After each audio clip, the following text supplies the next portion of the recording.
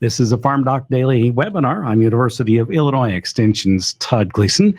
Today, smart nitrogen management, timing, rate, and return on investment, or ROI. We're joined by Laura Gentry. She's with the Illinois Corn Growers Association, and Gary Schnitkey from the University of Illinois, agricultural economist with the FarmDoc team.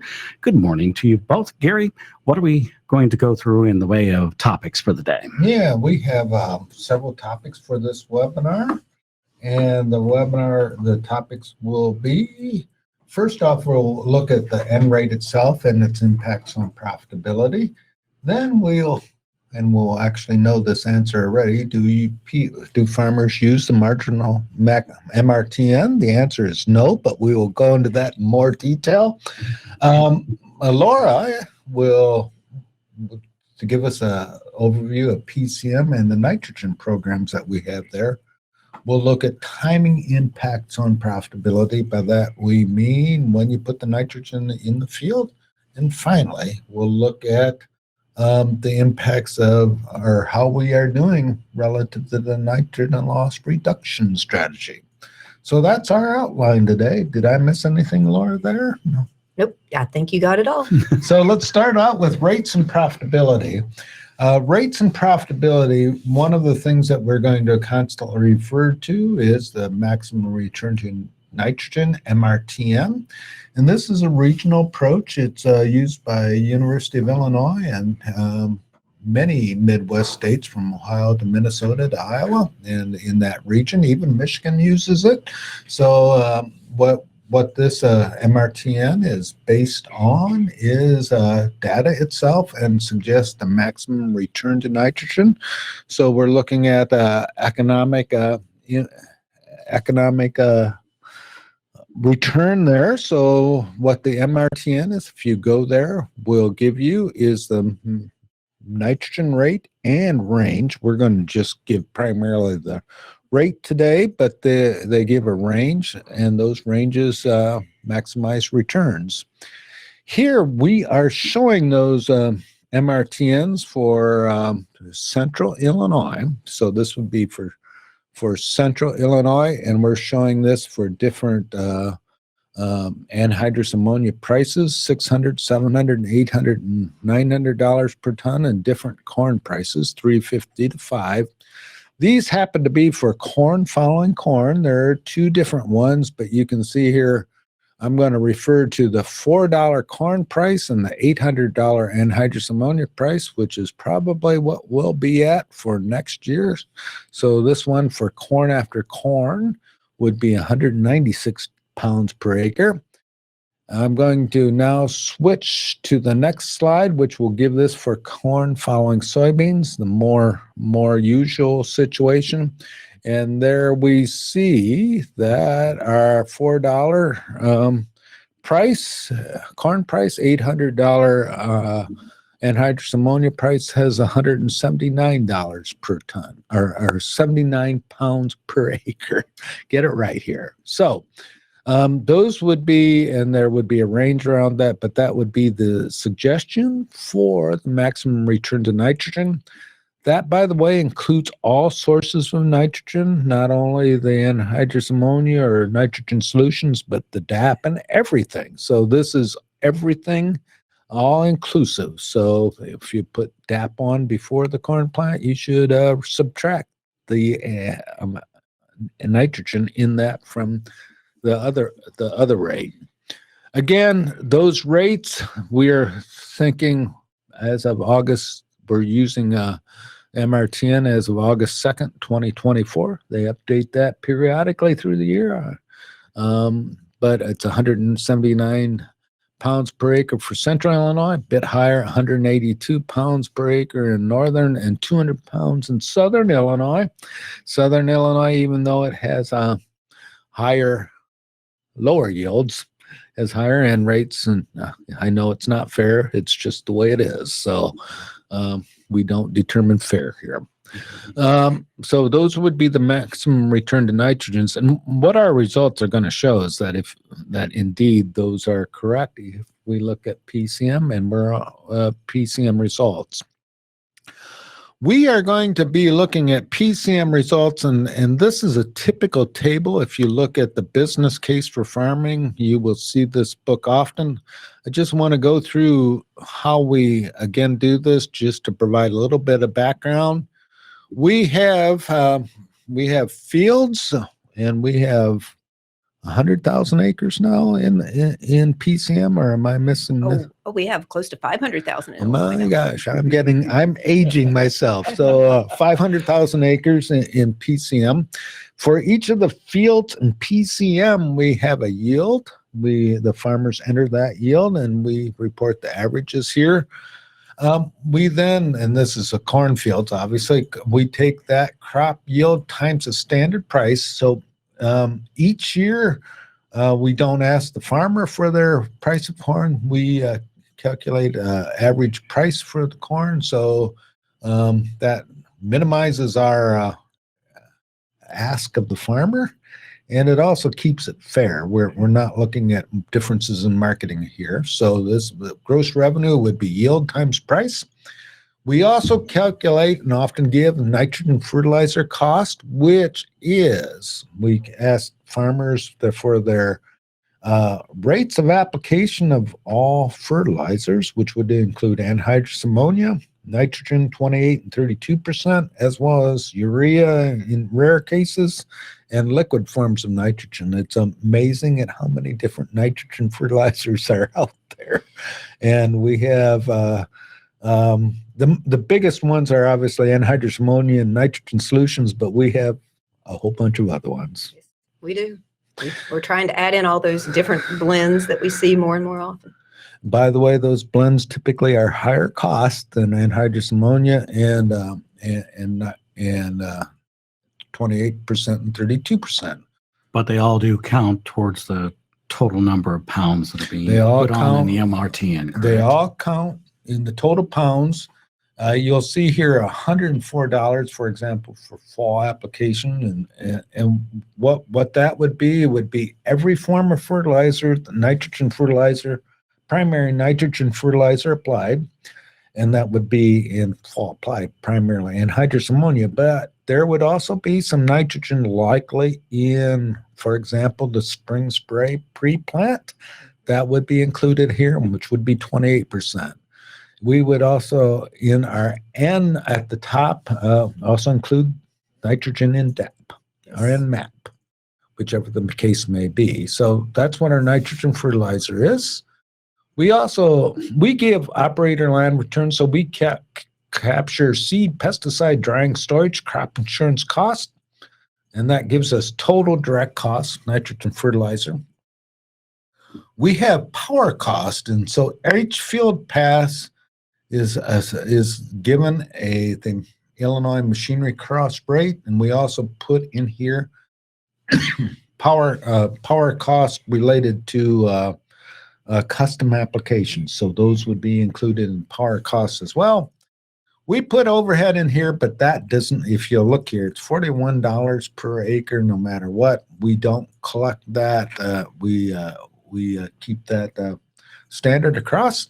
Non-line costs would be the sum, and then we're going to look at gross revenue minus non-line cost. So just a reminder, when we use the term operator and land return, we are looking at gross revenue minus all non-line costs. Custom rents are not, cash rents or other land costs are not included. So this is the return remaining to pay the land and pay the farmer. It also doesn't include any kind of incentive payment that a farmer might be getting for a program if they're using any kind of a conservation practice. That is not factored in here either. That is true, and that's a very important point. We don't include those. We made that conscious decision because we want to look at the profitability from, I guess, the market, just trying to keep our market place in place. We're not talking about cover crops here, but many of our PCM farmers do receive incentive payments. All right. So here, we've been doing this. Laura's been in charge of this for 10 years now. And this is the aggregate 10-year cost. And This is the summary here, but we divide this up to less than 150, 151 to 175, 176 to 200, 200, and then over $225 or pounds per acre, pounds of N per acre. You see the number of fields listed here, and most of our fields are between 201 and 201 and 205 pounds per acre. Yields do tend to increase a little bit, but our operating and land returns are the highest, less than 200 pounds and between 151. That it captures the nitrogen MRTN. All right, we are going to give you more information about that now, but that is the basic results. Somewhere between 150 and 200 pounds of N, we find the maximum return to our nitrogen. And again, we're looking at that in operator and land returns. Now, we did this by year. So this is this bottom line here is the average that you saw from the previous slide. We divided that by year. And we just did that this is agriculture, so we're reporting averages, but you can see here that the green numbers are the ones that resulted in the highest return, and they do vary around a bit. One of the excuse me, consistent things though is our over 200 almost always has the lowest return. So you put them on more nitrogen, you have a higher chance of having the lowest return compared to these other ones. Again, if we're looking at this over time, we see these sort of in the 151 to 175 pound range. Now, this is what that looks like in a graph. If you prefer a graph, take your point, take your pick. I like numbers. Here's the graph. Same information displayed differently. I'm going to point out two of these. This is less than 150 pounds. You know, sometimes that less than 150 pounds do pretty good, but it had a problem in 2020. Don't exactly know why that year was a poorer one, but it did happen that 2020 was a poorer one for the low nitrogen rates. And here's the high nitrogen rates. And again, you can see it rather consistently is below the average. 8 out of 10 years, it's below the average. Yep. So now, what we're going to do is take you through each year. And this is for high SBR farms. This is nitrogen rates, pounds of actual N. And now I'm looking at yield per acre here. And this just gives you a feel for the variability. And this is, again, is agriculture. And one of the, we in FBFM also have weather data on these farms, and what we weather even within a year varies quite a lot around the area, and weather explains a lot of that variability. That is, we had a very good suggestion here. This is a very good suggestion. Can the dots on the MRTN be color coded by main nitrogen sluice? That's a good idea. Thank you. Could it? Yes. Or number of applications. Yeah. Yes. That's a very. Did they know? No, we didn't. But that's a very good suggestions. Again, the suggestion from one of our commenters was, can the dots on the MRTN be color coded by main nitrogen sluice, source or number of applications? By the way, we'll sort of address that later on, but I'm just giving you a feel for 2004, the yield. Note I'm going to cut off here those below 150 because we do see lower yield for these 150, and I'm going to do something here.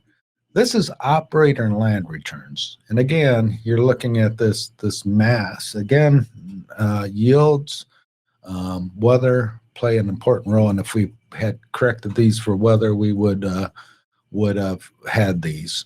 Again, we're showing this for high SPR fields. This is our high soil ratings. And Laura, do you remember what their break? 135. Above 135 and above. So, yep. So I'm just going to take you through. So this is what the data looks like, and I'm going to take you through several years here. Those watching outside of Illinois may not know what the SPR is. Oh, it's the soil productivity rating, and it is specific to the state of Illinois. Every soil series is assigned a productivity rating. This was done in a U of I bulletin, number 811, and that is how we do a weighted average for every field to know what that SPR is, and anything above a 135 rating is considered high SPR. Anything below that is considered low SPR. And by the way, the MRTNs here for this year have been likely below 200 bushels per acre. Our MRTNs, there's a MRTN for corn following corn and corn following soybeans. The corn following soybean MRTNs are lower than corn following corn. I wouldn't call that a nitrogen or a soybean credit, but it's just what the data says, right? You might call it the continuous corn. It's a really sort of a penalty against continuous corn, but you got to apply more nitrogen. Yeah, the MRTN itself does not include a credit for Correct. corn after soybeans. That I is did have correct. a question on that, and it does not. That was a decision, a data-driven decision that the agronomist who put those numbers together made. Yep. So this is 2024. I'd cut off 150 and below 260, just to keep it in range here. And I'm just going to go through this by year, 2024. So if we looked at this, first off, this is, if we fit a statistical relationship between nitrogen and yield, this would be the line that would result, but it is not statistically significant. So neither relationship, so you could have just as well put a straight line through there. Operator and land return, there's a lot of variability there. That's 2024. This is 2023. You can see that operator and land returns go down in this year. And if you look at these, compare those to the slides, you'll see what is going on there. Here, 2022, yields, there is a statistically increasing yield, but operator and land returns actually are the highest at our lower end this year. And this is 2021, just again giving you a feel for what those look like. 2020, they're not significant. And 2019. So, and here's 2018. So you can download those and look at those and search for truth there. If you See whatever you want to see in it. See whatever you want to see in but here's what we would say. Increasing nitrates usually are not significant with yields, but can occasionally result in statistically greater yields. Not usually. Operator and land returns have higher returns when below 200 pounds in the MRTN range. And if you're looking at our operator and land returns, you will actually see it being magnified a bit bigger than the nitrogen rates in the operator and land returns. Here's what we see. The farmers that apply in the MRTN also tend to be lower input in a whole lot of areas. Conversely, those farmers that apply high pounds of nitrogen also tend to apply fungicides, use more tillage, etc.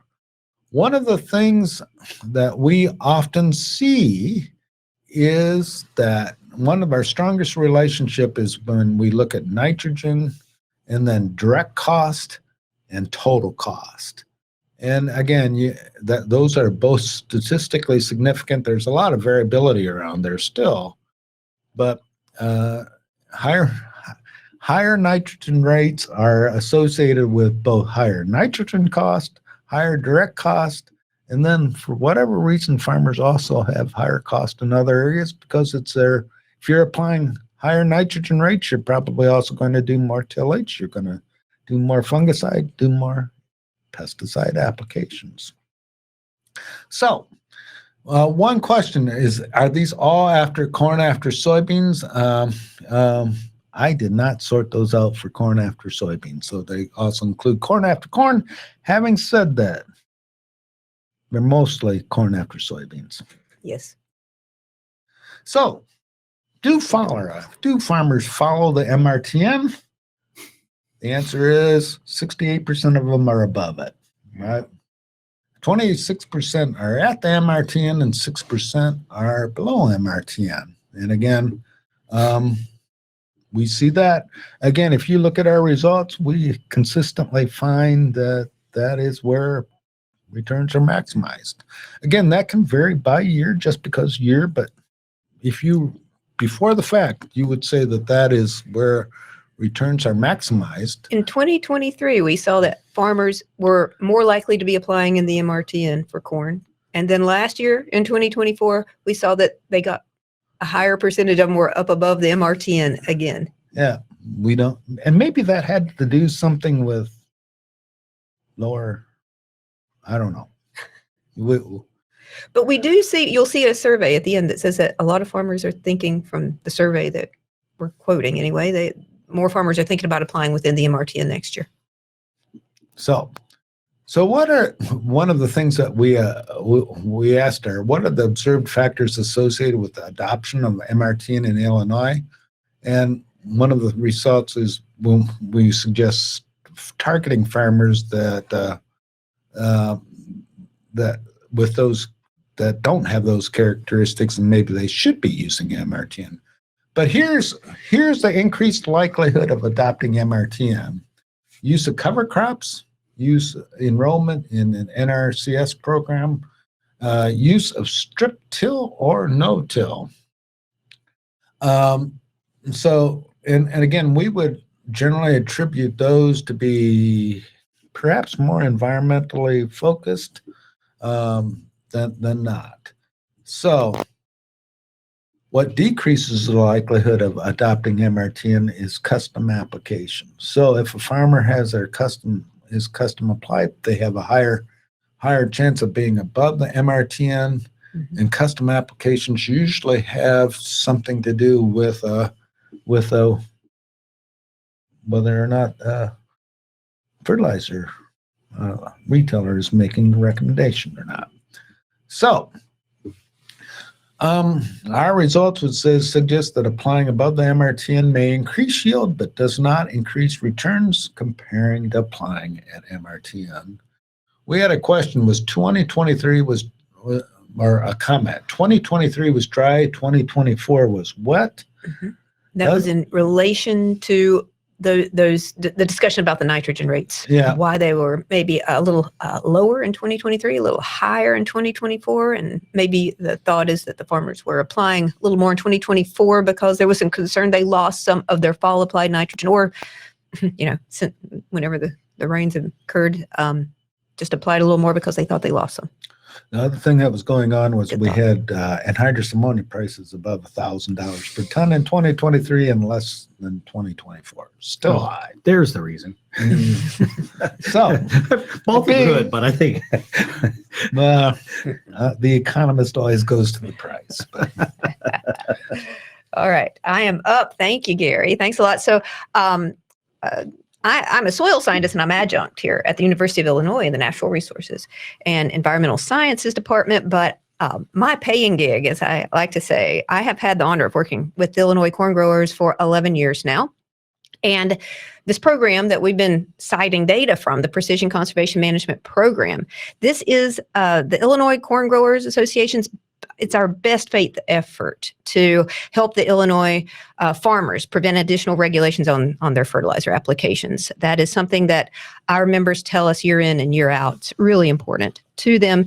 And it's more than just a keep the government out of our business strategy. It's around really preventing unnecessary, ineffective, ungovernable regulations that really just hamstring our farmers and prevent our farmers from doing what they do really well, which is solving problems and producing crops. And that's really core to a lot of what motivates the work that we do at Illinois Corn Growers. And we're committed to ensuring that that Illinois farmers can just retain that freedom and the flexibility to respond to fluctuations of markets and policies and weather and all of those things that have defined success and failure in agriculture, for 10,000 years or so. So essentially, we created the Precision Conservation Management Program to help our farmers to really understand how conservation practices are going to affect their farm financials and to provide this technical assistance piece that we feel like is essential and important outside of other sources that they've had available to them. We think that that piece of being just really laser focused on farm data and helping to demonstrate these long and short term effectiveness of the practices, of the conservation practices, it's really important for helping farmers to have the confidence to adopt these practices. And it's what's going to help us to address our water quality, our soil quality, and climate issues to those who are interested in regulating farmers. So we are very interested in having this information so that we can demonstrate the good work that the farmers in PCM are doing. So those are all the reasons why we created Precision Conservation Management. We do have a team of conservation professionals that you see right here. Most of them come from farms and farm families themselves, and all of them have a passion for helping farmers to do better work and to do better financially and to do better environmentally. And we have this team of specialists. We have 2 PCM specialists now in Nebraska. We have 2 in Kentucky, and we have 1, our newest specialist, Landon Anderson, is helping us in Missouri. And then we have our 8 specialists in the state of Illinois right here. So note who might be in your region. In the state of Illinois, we cover about 52 counties. It's about half the state there. And you can see where we are. And you can also always go to our website if you are a farmer who's interested in joining the program. And this is all of the partners that are part of this program. And none of the past 10 years worth of work that we have done with Illinois farmers, really moving the needle on conservation practice adoption. This could not have happened without this sterling cast of characters that serves as the PCM partner base that you see here. And every one of the 30 plus partners contributes to the mission of PCM financially or with in-kind support in one way or another. In PCM, we have financial support from our partners specifically for this program, our partners PepsiCo and the Kentucky Distillers Association. And we are able to offer PCM farmers financial incentives as a result of our work with PepsiCo and the Kentucky Distillers Association when our farmers are using conservation practices. And the practices that we incent are reduced tillage and no tillage, cover crops, irrigation upgrades, and nitrogen fertilizer reductions. The irrigation upgrades are only actually in the state of Nebraska, though. But we incentivize the reduced tillage, the cover crops, and nitrogen fertilizer reductions in the precision conservation management across the board. And here, what we're just talking about, since this is really a nitrogen-focused webinar, is our nitrogen rate reduction program that we're offering. And what we want you to know is that this farmers that are in our program can get $10 an acre, but they are committing to reducing their total nitrogen fertilizer application rate on their enrolled fields by at least 10% compared to their historic baseline. And this includes, again, as Gary was talking about, this is all the nitrogen sources. So the total nitrogen, including nitrogen applied in MAP or DAP or manure or with any kind of an herbicide application, all of that's included. And it's actually, it's difficult to demonstrate to to prove for verifiers that nitrogen has been reduced on an individual field. And so in the interest of just being, really clear and transparent and trying not to overburden PCM farmers with unreasonable accounting and receipt burdens, we have created some requirements to help shield the program and our farmers from any kind of accusation around greenwashing. And so this is what we are requiring to be a part of this as a farmer to participate. So farmers need to submit at least 90% of their data for 90% of the corn acres. This is to get a baseline for your total nitrogen application rate, because it's a 10% reduction from the baseline. We know that there are some fields that are just a little fluky every year. There might be one that was misapplied. Maybe the fertilizer applicator didn't work, or perhaps you have some that you weren't able to get nitrogen on some years. So that's why you don't have to put in 100%. We give that leeway there, but we do ask for 90% of all the corn acres. And we're trying to represent 2 years worth of your corn acres for that baseline value. That does not mean that you have to enroll all your acres in this program. If you only want to enroll 1 field or 2 fields, you certainly may do that. It's just for us to be able to demonstrate that 10% reduction. And we do classify the fields. We group them together according to their soil productivity rating. So we don't mix high productivity fields and low productivity fields. We look at those separately. And we do ask for at least 4 corn fields per year for that at least 2-year baseline. So new farmers, however, we realize you may not be able to provide 2 years of data. If you have more than 4 cornfields, then we'll accept just a single year of data to make you eligible for the nitrogen reduction incentive for that $10 an acre. So just a quick calculation example of how we do this. So say in 2024, you applied 195 pounds of nitrogen across all your corn acres, or at least 90% of those corn acres. And say in 2025, this year, you applied 200 pounds as an average across all your corn acres. Your baseline would be 197.5 pounds. We're asking for at least a 10% reduction from that. So we are asking for 2026, a qualifying rate for you to take that 197.5 for your baseline, subtract out the 10%, which is 19.75. So as long as you are applying less than the 177.75 pounds per acre on an individual field or fields, that would qualify for this 10% or for the 10% reduction payment of $10 per acre. So that's how the program works.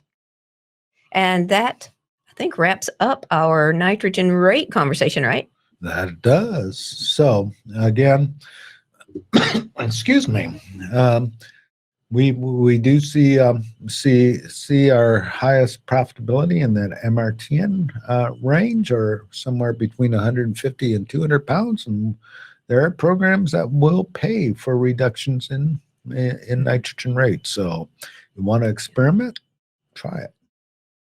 You could make some good money. You might be, if you are, for farmers who may be over applying, and if you are applying over 200 pounds of nitrogen per acre, pretty good chance. Not only are you making yourself more profitable just by using the MRTN rate, that's just the straight economics of it and what our data is showing year in and year out, but you could be gaining an extra $10 an acre just to give you a little extra confidence that you're covering any losses that, if it's just a real boom year, that you might incur from doing that. So it's just a little extra incentive there.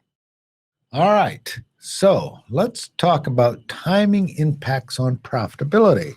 So we've been doing this for a while now, but we divide up our farms into the way in which most nitrogen is applied. And we have 5 benchmarks, and I'm going to describe those now. The first one is fall, and this is most applications are in the fall. And a couple notes here. Most of these applications are with anhydrous ammonia, and I would also note that most of them have an inhibitor. I note that inhibitor because that's typically between $10 to $15 per acre. So if we're doing a fall applied, we're getting anhydrous ammonia, which typically is our lower cost N source, so if we're looking at actual N, but also that inhibitor is most of the time being used. We also have mostly pre-plant, most applications with a pass before planting. A lot of these are anhydrous ammonia, but we also see farmers in this mostly pre-plant area using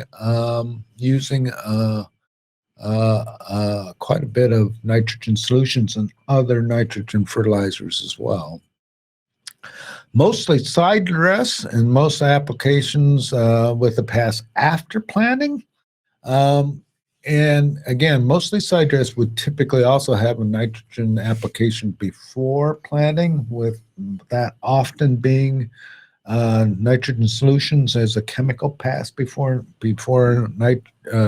planting. Again, having nitrogen available to corn seems important as far as yields. I would also note that the side dresses are split between ammonia and nitrogen sources.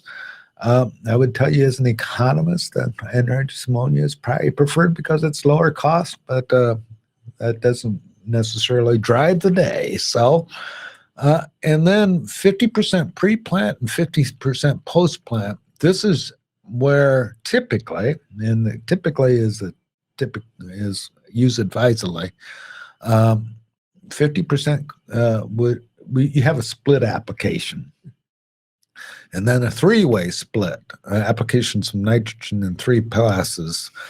All right, I'm going to give you the economist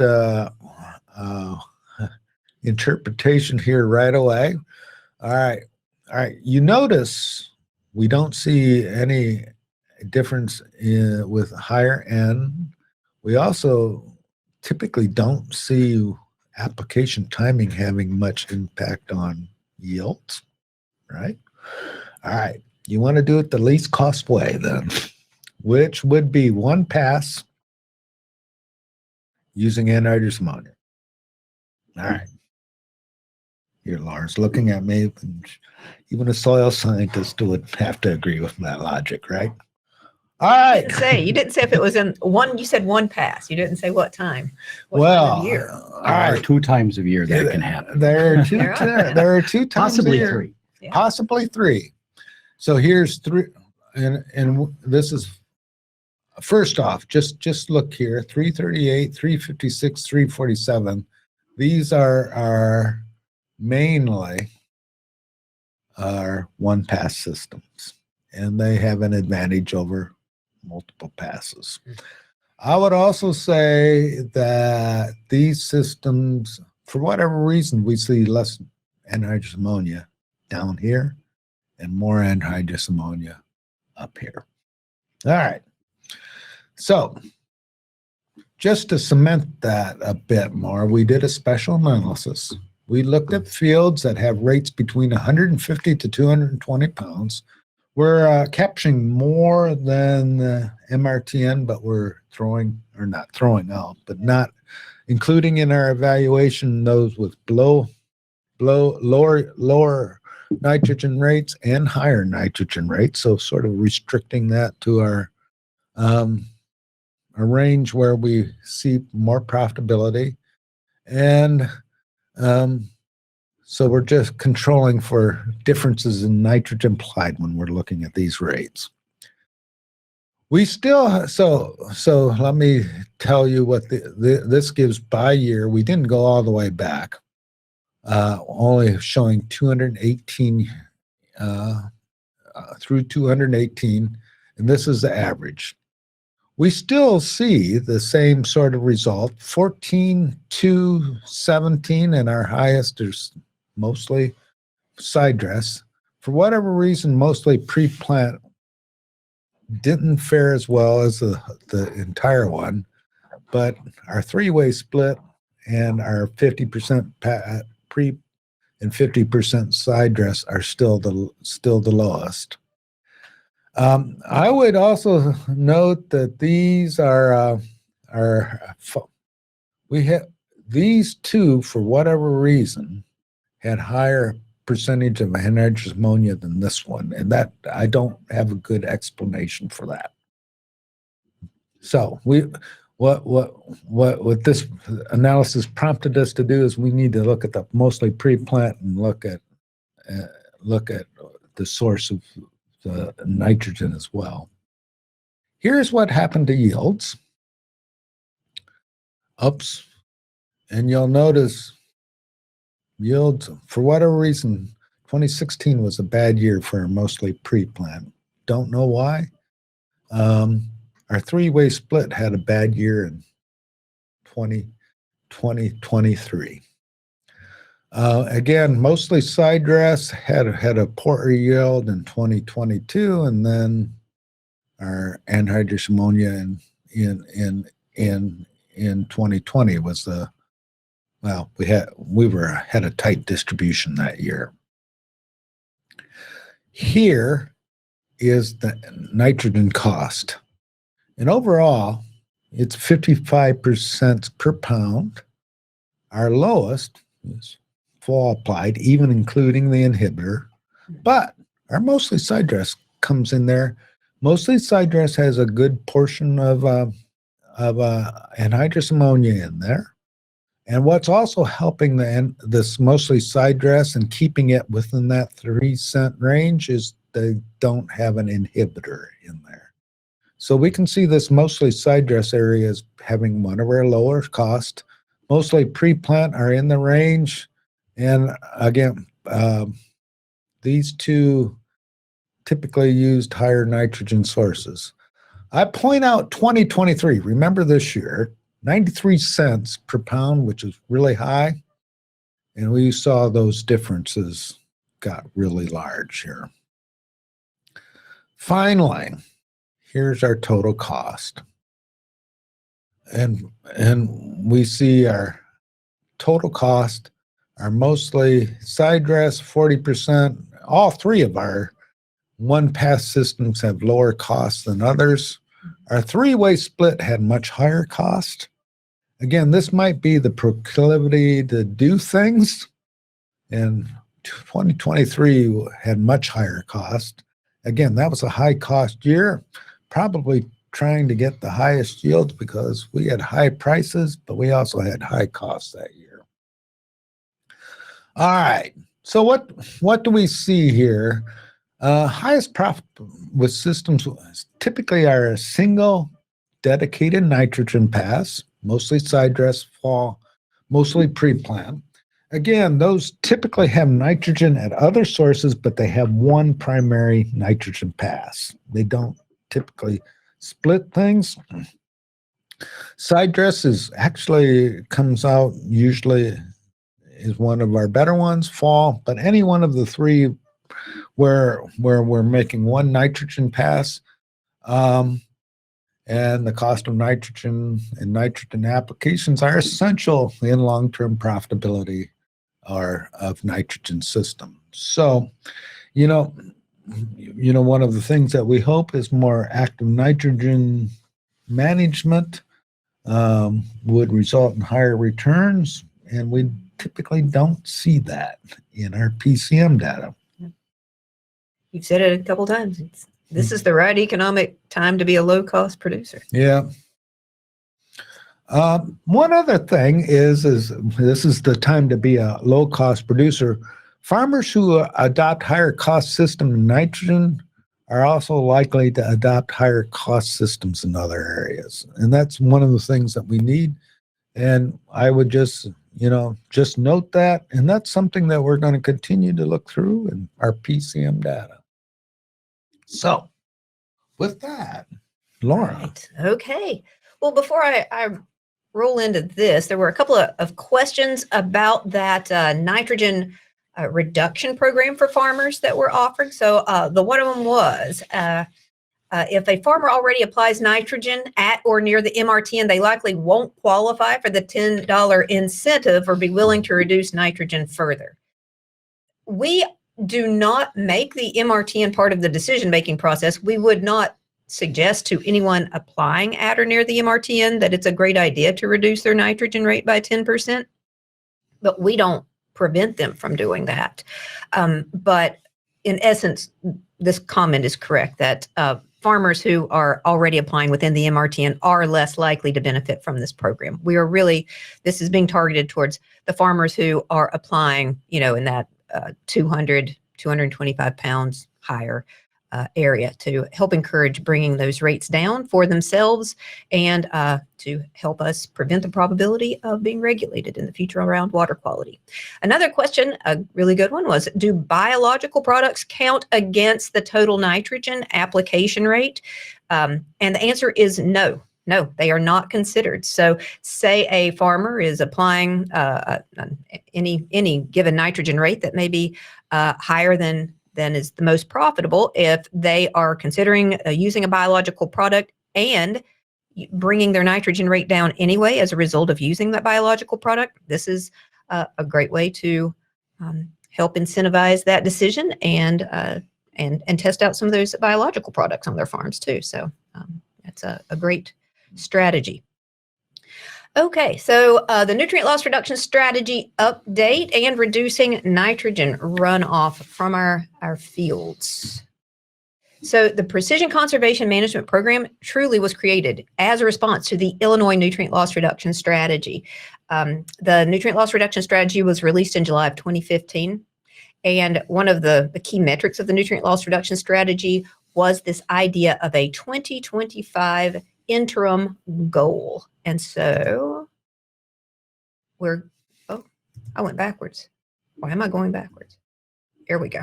So the nutrient loss reduction strategy update across Illinois, this idea of the 2025 interim goals. The nutrient levels in our rivers, meaning the nitrogen and the phosphorus levels that were being recorded at the 9 gauging stations, the super stations across the state of Illinois that are being monitored by EPA and the Water Survey, those all demonstrated in the last biennial report for the nutrient loss reduction strategy. It demonstrated that our nitrogen and phosphorus levels in our rivers are above our 2025 interim targets.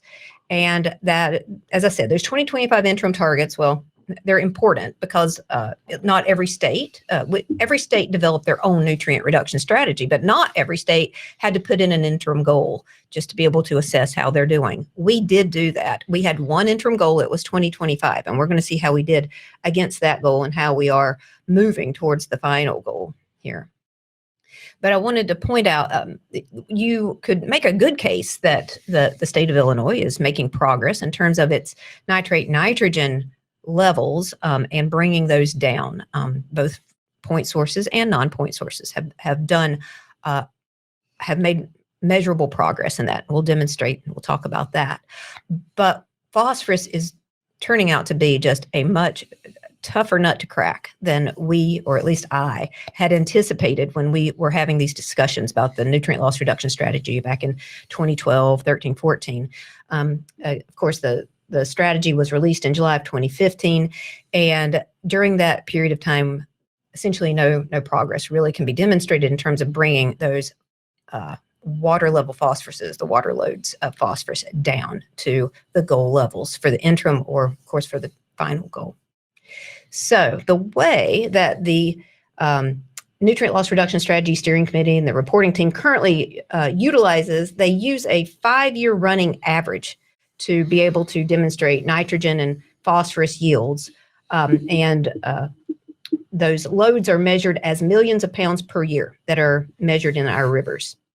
And then that's compared against the Nutrient Loss Reduction Strategy baseline period, which is 1980 to 1996. And this nutrient loading method is currently how success is measured for point and non-point sources for the whole state. So for this rolling 5-year average of 2017 to 2021, we have found that the nitrate nitrogen loads are 4.8% greater during that 5-year period than they were during the 1980 to 1996 baseline for nitrate nitrogen. Total phosphorus loads were 35% greater than the baseline. So that is moving the wrong direction, is what that's telling us. And this is critically important. The river flow, which is essentially the same thing as water yield, during the 5 years of 2017 to 2021, against which our success is being measured here, it was 23% greater than it was during that 1980 to 1996 baseline. And that's just so important because nitrogen and phosphorus are nutrients that are largely moved into our waterways by water. Sometimes it's soil. We can have, of course, we can have phosphorus attached to soil particles, but often the soil particles are moved as a result of water erosion, moving the soil into our water bodies, or just the water moving in solution with the water into our larger water bodies. So having more water flow, especially as rainfall falling on our fields, which moves the nutrients and the water into our, all of our streams and creeks and rivers, is going to increase our nitrogen and phosphorus loads. And so when we just look at it as just a straight river flow kind of situation, then if that's all we're measuring, without taking into consideration that larger river flow, it's going to paint a very different picture for agriculture, especially for the non-point sources. So this is showing it in a different way. This nitrate nitrogen, this is showing our million pounds of nitrate nitrogen in millions of pounds per year. The baseline period of 1980 to 1996, the average loss per year was 397 million pounds per year of nitrate nitrogen. The 2025 goal was a 15% reduction, would have been down to 337 million pounds per year. The final goal, the 45% reduction, should be down to 218 million pounds of nitrate nitrogen loss per year. That's the final goal. So what did we lose during this 5-year period? We didn't lose a thing, nothing, according to the way that it's currently calculated. We actually had a 4.8% increase. The river showed 416 million pounds of nitrate nitrogen loss, or nitrate nitrogen in those rivers during that time. So looking at it from a total phosphorus perspective, 1980 to 1996, the average total phosphorus in our water yield was 34 million pounds per year. We wanted to have a 15% reduction from that. By 2025, that would have brought us down to 26 million pounds per year from the state of Illinois. And eventually, we need to hit this 45% reduction goal, which will bring us to 19 million pounds of total phosphorus measured per year. So we measured during our 5-year period from 2017, we measured actually a 35% increase above the baseline. So we lost 46 million pounds per year to our river bodies. So that's the situation where we find ourselves now. But we need to take into consideration this very important idea of the baseline versus our current year's water yield, which is a 23% increase. And we just need to take into consideration Illinois rainfall over this period of time, when in 2013, 14, 15, we weren't thinking about having significantly greater increases during our most intense nutrient loss months, which are February, March, May, and June, of having the significant increase over time in rainfall, which increases the water yields or river flow. We also see just total, for the entire year, the 12-month period, we see, an overall increasing trend, around 15% more rainfall since 1980. So that is, of course, having a really large impact on our nitrogen and phosphorus losses that we're measuring in the rivers right now. And so if we were to move away from this 5-year nutrient loading metric, and we used a method that incorporated the greater volume of water that's increased the loads as a result of greater precipitation. This is a method that is called flow normalized loads, and we would see a reduction of around 14% of nitrate nitrogen in our nitrate nitrogen losses if we were to use this different method. If we use that flow normalized load, meaning you take into consideration the precipitation over this period of time, we still would not see a reduction in our phosphorus losses from point and non-point sources, but we would have an increase on the order of around 18 to 20%, as opposed to the 35% increase in phosphorus loads that we measured in our last biennial report. And another thing that I think is, important to note is that farmers during this period of 1980 to now have increased our corn and soybean yields. And that's a win. That's a success. And we have done it with the same level, essentially the same level of nitrogen and phosphorus inputs. So farmers are efficient. They are doing overall a good job. We can make progress. We always can. But these are some important things for us to be thinking about. One question came in about what percentage is coming from cities versus agriculture. And so this is, I believe, getting at maybe the issue of cities, especially around municipal wastewater losses. And those are the point sources.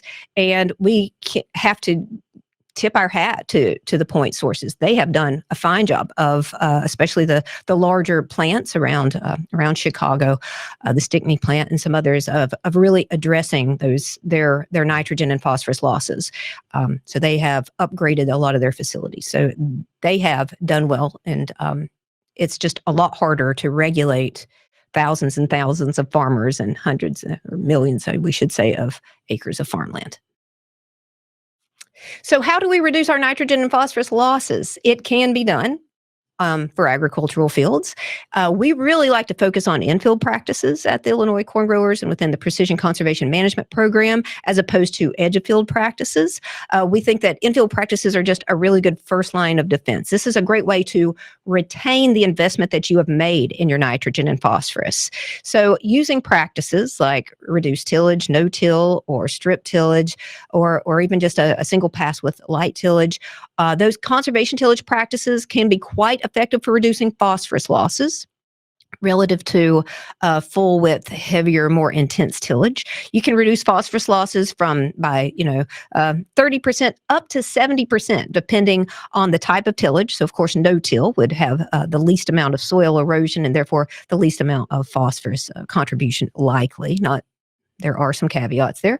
And then also just on the erodibility of the soil. Farmers know that, highly erodible soils need to be treated with reduced tillage, need to be treated even with no-till when possible.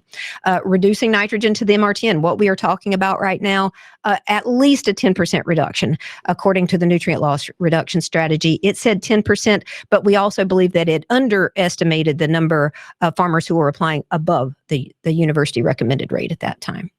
And then moving from all fall nitrogen to more of an all spring nitrogen, or maybe a more of a nitrogen pre-plant and side dress type of strategy. That's going to reduce nitrogen losses as well by 15 to 20% was the estimate from the nutrient loss reduction strategy science team. And then finally, cover crops. We say this again and again. When cover crops work, nothing works better for reducing nitrogen and phosphorus losses, for building soil organic matter, for stopping soil erosion. Cover crops are just a great solution to a number of different resource problems. And you can reduce your nitrogen losses by 30%. You can reduce phosphorus losses by 30 to 50%. Both are addressed by cover crops. So that is one reason for farmers to consider cover crops on at least their highly erodible soils, at least their owned acres, at least their best drained fields, at least their fields ahead of soybean each year. And reduction to MRTN, move from all fall to all spring. If anything, increase profitability and don't reduce profitability. We will hold out our cover crops. Generally would need something a little bit extra on top of that to make that.